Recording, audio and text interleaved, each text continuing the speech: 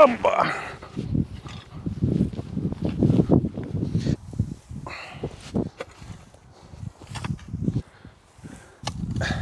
Orada nə ekmişsiniz ay Məhəmməd? Arpa, bir də inəklər üçün xəsil, yəni otlayırlar, pişt otlamaqlar üçün. Xəsil yoncanın növüdür də? Yox. Biri var arpanı toxum üçün səpəsən, ancaq götürəsən də. Hə.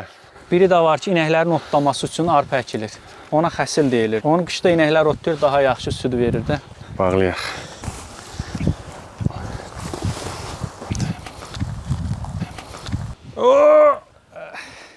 Qaldı. Hop.